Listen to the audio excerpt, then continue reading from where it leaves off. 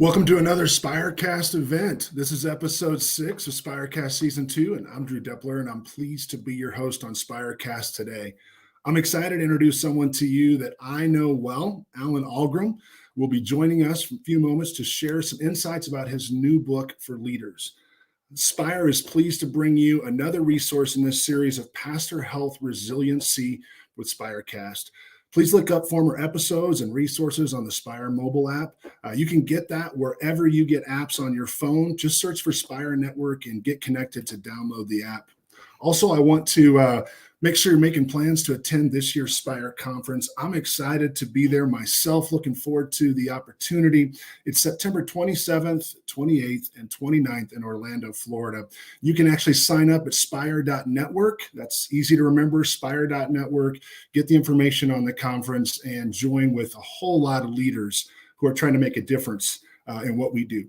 So we all know that ministry is challenging, and trying to stay healthy and resilient as a church leader is more challenging. That's why Spirecast was created. You see, Spire doesn't want to only help you find the tools and resources that equip you to learn from a healthy place, but we also want to give you encouragement and support to implement the best ministry practices so you can stay resilient for all the challenges that we face. Twice a month, Spire is bringing you an opportunity to hear from a leading expert and give you the chance to ask the question you have to move the best ministry ideas to actionable steps. This morning, we're talking with Alan Ahlgrim, the founding pastor of Rocky Mountain Christian Church, where he served as lead pastor for 29 years. He also served as the director of pastor care and leadership and development at Blessing Ranch Ministries, and is currently the chief soul care officer with Covenant Connections for Pastors. Alan recently released Soul Strength. It's Rhythms for Thriving that we're going to talk about today. So I'd like to bring Alan in and get our conversation started. Hey, Alan, what's going on? Hey, good to see you, big guy. Glad we got you figured out with some of the tech issues and getting started, but good to see you. What have you been already doing this morning? You usually start with some rhythms that help you stay focused. What have you been up to this morning? Oh, well, early as usual, and a great connection with my favorite woman, and a deep connection with the Lord. Love to do reading and reflecting every morning in the beautiful setting of my home study. So looking forward to a great day. The sun is shining in Colorado. I'm going to be getting our dog out for a walk soon, and then go swimming and some gymming. So a lot of fun things happen today, and always talking to some life-giving people around the country. That's great. I know you practice what you preach, as you say, eat your own cooking. So I appreciate always hearing what you're up to and how you're caring for your soul. So in this book that you've blessed us with, you really talk about the health of soul, the soul health of leaders today. So I wanted to ask you a little bit about how you would assess the soul health of leaders today. Well, several years ago, my good friend and partner, Dr. John Walker, asked me that question before he was speaking with a group of leaders back east somewhere. And he said, what do I tell the elders? And I said, well, you can tell them 3 things about their lead pastor and senior staff. They're just running scared, chasing this constant issue of being relevant. They don't know how long they can keep it up. You can tell them that they're running on fumes. So they got kind of tired that a good night's sleep won't fix. And worst of all, they're running alone, at least they feel they are, that nobody really understands but their core. And ever since I said that to John, I've seen more and more illustrations of that. I think it's more an issue today. The whole pandemic thing and other issues have just exacerbated these challenges that were true a few years back. They're even more true right now. Yeah, I think we've been through a challenging season. As that leaders find their passion to come out of that, it's got to come from an internal place. It really has to come from a place that is one of depth of soul. So when you leading a mega church, I mean, I'm sure you encountered a lot of different soul crushing experiences, some of which I've read in the book and some of which I'm sure you haven't shared. But when you talk about the pressure of leading a mega church, you've led small churches, medium-sized churches, and large churches. How has your definition of success changed since you've been leading for so long over those years? That's a great question. I think that uh, leading in public is a very um fulfilling opportunity, and I've had that, still have it, speaking to groups of people, small, medium, and very, very large. Very satisfying in an ego sense. Wow, I'm able to influence these people for good. But the reality is, I know that the most soul satisfying experiences I have are always face to face in small settings. So even though I don't speak to large numbers of people all the time as I used to, I do have opportunity to influence people up close and personal.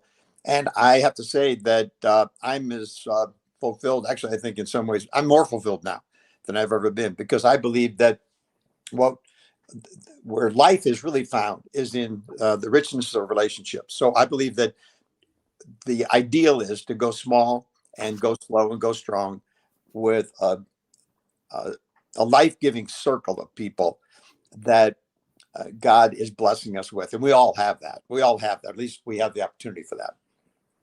That's good. I think, just me personally, I'm sure other leaders can identify with this. I am not good at going small, going slow, and going Yeah. strong. Can you talk a little bit about more what that means in your mind? When you talk about that, what does it mean to be small, to focus on those small things, and then also going slow, and then going strong?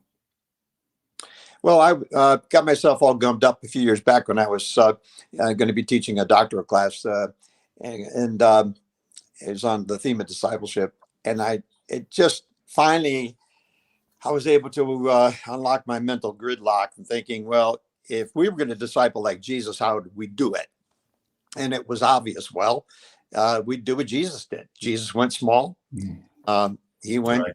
slow, and he went strong. He shared everything that his followers were capable of hearing any given time. So I thought, well, that's really the way discipleship transformation happens. Yeah, we can sow the seeds in a large setting, but the most fulfilling, meaningful, impactful things happen relationally, up close and personal. Yeah, it really is the challenge is to do that internal versus external. I think one of my favorite quotes in reading through the parts of the book I've been able to get through at this point was leaders often get distracted by what's external versus what's internal. Mm-hmm. When you write that, what are you thinking? What does what are the situations you've seen over time where that's happened? Well, I've been gripped lately with the parable of the soils, and that really, as you know, are the four heart types. You have the hard heart, you have the shallow heart, you have the crowded heart, and you have the receptive heart. And what I see, rarely among leaders do I see hard hearts. Occasionally, rarely is it just a shallow heart. Occasionally, most of the time, it's a distracted heart. And we like to think that we are receptive hearts, and truly, many times we are. But we live in a very distracting time, very distracting culture, whether it's technology or just the crises of any given day or week. And what I see is that we're all subject to the distraction of focusing on the circumstantial things that are daunting and very difficult and very complex.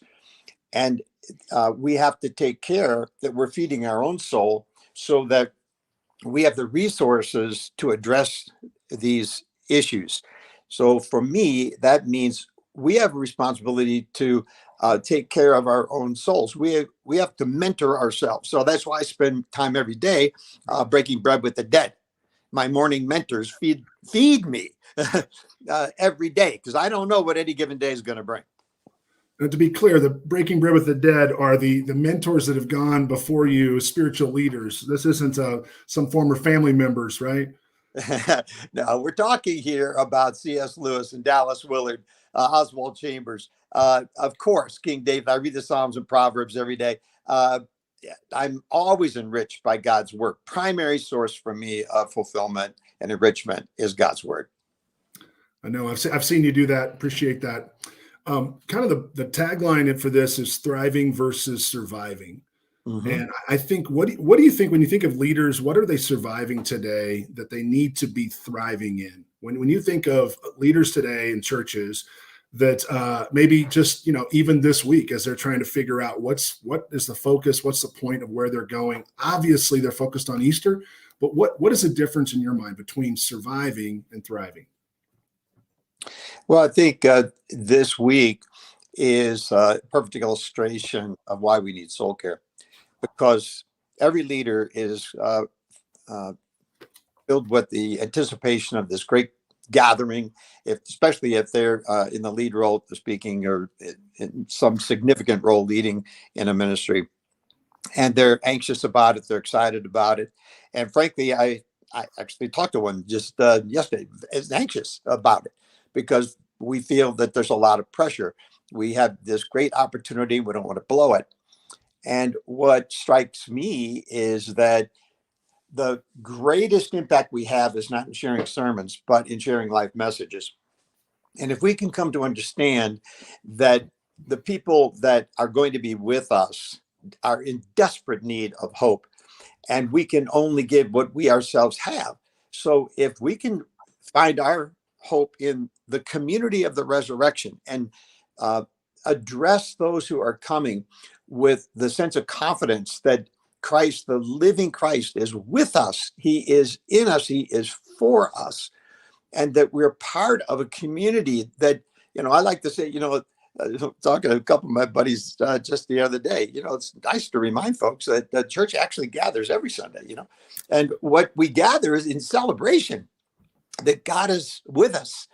And there's no need for despair that he's going to redeem all things. And I struck recently, my business, reading the Bible, and I hit this passage where it's after the resurrection, Jesus is hanging out with his friends, and it says that while he was blessing them, he was taken up from them. And what got me was, wow, what a way to go! That thing that Jesus did on earth was to bless his followers, and they, of course, were being blessed by the privilege of doing life together. That was that little core, the community of the resurrection, and because of their confidence that there was redemption and resurrection for themselves, they were able to change the world. I think that's where the excitement is for me. That uh, there are going to be people coming on Easter Sunday that haven't been in church for a long, long time. But with it, they're going to get, it's a catalytic opportunity to draw them in to a life-giving relationship. That's great. Yeah, I really think one of those lines that stuck with me out of the reading was also just being the resurrection is not past tense, it's present tense. It's not just past tense, and that we can live in that freedom in Christ every day. Not, as you described, some of the challenges of the crushing weight that often can be overwhelming, and the duty and the responsibility to do it right, to do it well, but to understand that we get to rely on his strength that lives within us. So powerful words, powerful words. Easter changes everything. It Easter does. changes everything. And when we get grip with that, uh, it's our privilege to, if you will, not just inspire, but to invigorate people who are craving a message of hope. Well, that's especially helpful this week as we focus on that. But for folks that will watch that in the future, it's important every single week, every single day that we live in that. And I appreciate that about what you were saying. In soul care, you're talking about 12 transcendent principles Mm-hmm. for actually breaking the code, basically how to transform and enrich your life with these 12 transcendent principles for soul care. Which of those are kind of your favorites, Alan? Which principle really stands out? I'm sure you love all of them, but which one stands out to you? I on any given time moment, and I can focus on different things because that's the need of the moment, if you will. But I really would come back to leaving heart strong versus headstrong. I lament that so many leaders are stuck in a neck up kind of approach to life, and and they're filled with bravado. It's kind of like the difference between David and Goliath. Goliath he had this giant, a man of great bravado, but it was David who was heartstrong. And that boldness came from his confidence in the living God who was with him. Well, how much more for us? And that, I believe, is the strength that we all have, is when we speak to people out of our heart of confidence that God is with us and God is for us. I find that most leaders get stuck neck up, and the life that's truly life is heart up. Yeah, I think that's the challenge for sure. I mean, I definitely resonate with that myself, of just at times you get focused. The illustration I've used is you get focused on the coffee cup instead of the coffee. What matters is the coffee. People don't want to drink bad coffee. Well, most people don't want to drink bad coffee. I know you occasionally are. I go there, Drew. You know my preference. but we tend to get focused on making sure we have the right cup, making sure we have the right things on the outside of the cup, make sure the cup's the right size, when really what matters is the coffee. And I think that's, when you think about what you're saying, the heart strong, it really is important that we start with the heart. And most of us, at least for myself, I tend to start with the head way before I get to the heart. Well, it's, man looks on the outward appearance. God looks on the heart. And, we're all concerned that, we showered this morning and, put on decent clothing. We don't want to distract and offend people. But really what communicates is, I think a key word for me recently has been earnestness. And it's like Psalm 63, earnestly I seek thee, Lord. And that's how I approach it. Earnestly, I want God to speak to me. Like, what am I to do about this? And how am I to understand this? And in my communication, I don't do a lot of shouting, but I do speak with earnestness because of conviction. And that just, I think that is more impactful than eloquence, the earnestness. I think oftentimes we also think, heart language is kind of a sentimental or for sissies. It's emotion versus energy. It's not courageous. And I think when we understand, look at scripture, like you've pointed out in Soul Strength, there's really the heart is emotion is energy. It comes from courage. How would you expound upon that? Like just the idea that heart is not just some emotional feeling thing. It is some empowering thing. Well, it's really about the deepest part of you. And I used to think, as many have, and maybe some still do, that heart language was all about sentimentality. And I came to realize, especially, frankly, in reading the Psalms every day, at first I thought they were just, sweet little vignettes for the ladies group in the church. I have a visual of my grandmother in her rocking chair reading the Bible, and that's kind of how I looked at it. And then I realized, wait a minute, the Psalms are songs from a warrior poet.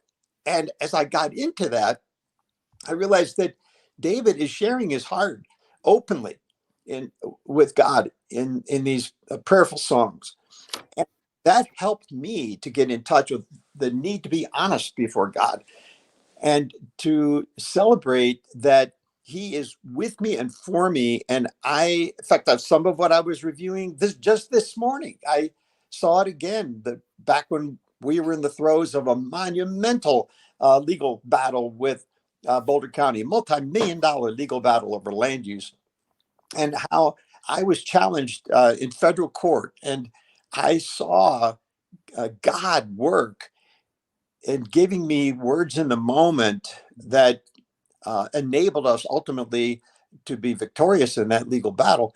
But it pressed me away. And I saw God supply what I needed when I needed it, as I was drawing from this deep well of encouragement from his word. So he gave me strength of heart. And to me, this is not like a possibility. This for me is a reality. I know that this is true. Yeah, for sure. Well, I want to encourage folks to drop a comment or a question in the live chat, just so we can respond to that. But I've got one that I received already, and I want to ask you this, Alan. what motivates a pastor to do soul care when things are going well in most aspects of their life? I think a lot of times people actually are saying, hey, I tend to focus on soul care when things aren't going well, but what motivates me to do it when things are going well? How do I stay consistent in that? Well, I have often thought that we're in leadership. You're either coming out of a crisis, you're in the middle of a crisis, or you're heading into a crisis. You're either coming out of a season of great challenge, you're in the middle of a season of great challenge, or hey, buckle up, you're heading into a season of great challenge. Well, that's true, but I also like to say you're either coming out of a season of extraordinary blessing, or you're in the middle of a season of extraordinary blessing, or you're heading into a season of extraordinary blessing. Which is it? And the answer is both. We are daily preparing for this day and the days yet to come. So even during my season of transition, why do I keep doing the stuff I'm doing? Well, it was life for me. It's life, feeding my own soul. Little did I know that my daily reflection would result in this book that has I'm several thousand already. I'm like amazed. I frankly had low expectations. I have high hopes for it, but I had low expectations. I had no idea how widely this was going to be used. But it's springing from the investment that I made in my own soul over a period of years. Yeah, I think that's great. So when you think about community and cultivating soul care, one of the things that struck me a bit is that sometimes we try to do soul care on our own, and that soul care really seems to be more of a team sport than an individual exercise. Yeah. So there's you lay out some strategies for that, and kind of three predominant ways that people can grow in their soul care, and sort of a good, better, best approach. How would you describe that? Well, for example, with regard to the book, I said that the book is good, and I know it's good because I got 38 people of some note saying so. But it's filled with great stuff from my mentors. I've got lots of rich stuff from my mentors in there. So the book's good, but better is the companion journal because it slows you down and forces you to reflect. Best is doing that in the context of what I call Soul Care Circle. I'm actually doing that with some business leaders right now. And I also use this with the covenant groups that I facilitate, covenant groups we have for both men and women in ministry. So, it's like community is life. William Barclay says somewhere that you can't understand Christianity apart from community. What I know most leaders spell community is you come listen to me talk, and then we're in community. Where in reality, it's much more personal than that. So our life is going to be no richer than our relationships. And what I find is that most leaders are woefully lacking in personal, life-giving relationships. That's great. I appreciate that. I think as I kind of come around this, there's this idea of rhythms for thriving. And you've really come up with a rhythm of that. And oftentimes, I think sometimes we have these dutiful disciplines versus really grace-filled rhythms. Yes. What's the difference in your mind between something that is a dutiful discipline that has benefit, but something that is actually a rhythm of grace that is soul feeding and energizing? Well, for years, I lived with a whole list of goals in 7 different areas, 3 in each area. And I drove my wife and my staff crazy with that stuff.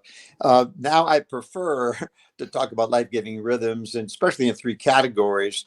The life-giving rhythms I have relationally, the life-giving rhythms I have reflectively. That's how I begin every morning.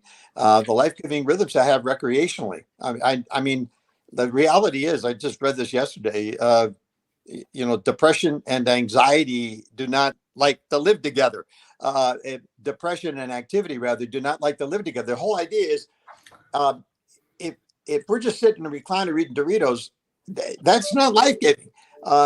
It may be good once in a while. Sorry, Drew. I know you like to do that, but we need to have movement. We were designed for movement, and that's why I encourage every leader to do those things that are life giving and activities that are life giving. Now, I have a bunch of them that I enjoy, and I'm not telling anybody they got to do what I do, but you got to find something that is good for you, because motion is lotion. I mean, it's good for your whole system. The whole idea of relational connectivity. There's not a day goes by that I don't have rich conversations with life-giving people. But most of all, I am rooted in the reflective rhythm that I have in reading a variety of life-giving things. And I know this, the more reflective I am, the more effective I am. Wow. That's really strong. Well, I want to give the last question to one that was submitted. I got hundreds I could ask you. We could talk for hours and hours. But the last question that we received submitted was about taking care of your soul in relations to Philippians 2:12.